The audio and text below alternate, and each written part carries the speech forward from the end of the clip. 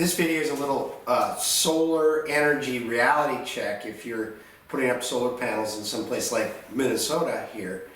Fact is that in the winter in Minnesota it's really tough to generate enough solar electricity. So I'm standing here in my garage, which is run out of electricity.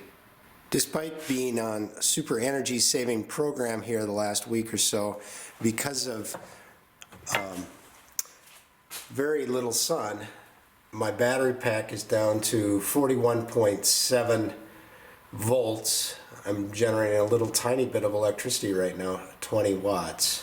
One of the big differences between a grid-tied system and the system I have, which is just a battery running stuff in the garage, is that I think the grid tie, you just kind of set it and forget it. You don't think about how much electricity it's actually generating, because it doesn't really matter.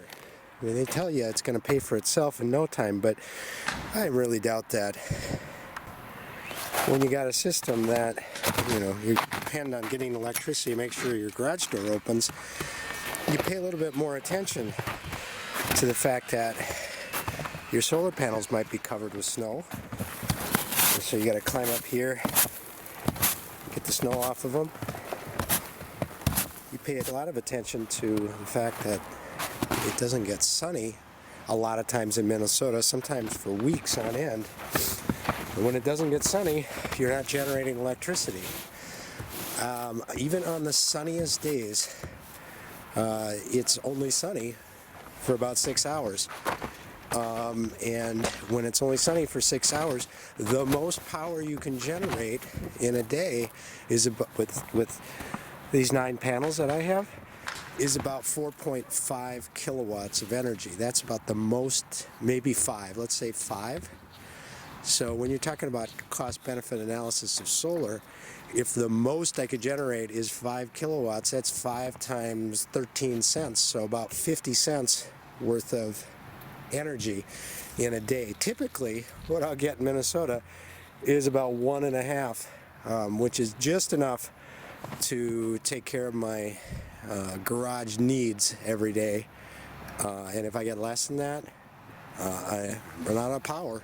And if it's less than that for several days in a row, I can't open the garage door. So, 1.5 kilowatts, that's maybe 20 cents worth of electricity. So when they're telling you that you can pay for your $30,000 system in no time, I don't know, I'd be really skeptical. I'm not sure I'll be able to pay for my $3,000 system anytime soon in just energy savings. That's why it's important to understand why you're doing this.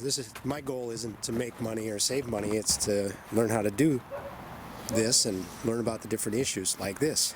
So I'm gonna get these solar panels cleaned off so I can make some energy today on this very cloudy day.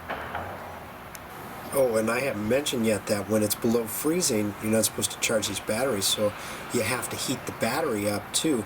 That's going to be a whole nother topic that I'll cover in another video. Oh, hooray. By just cleaning those panels a little bit, I'm gone from 20 watts up to 33 watts.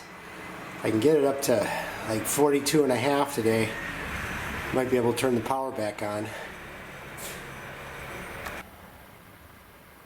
Oh wow, so you can see I made 0.4 kilowatts of power today. That's almost a nickel. This is not an unusual day for, to be cloudy all day long.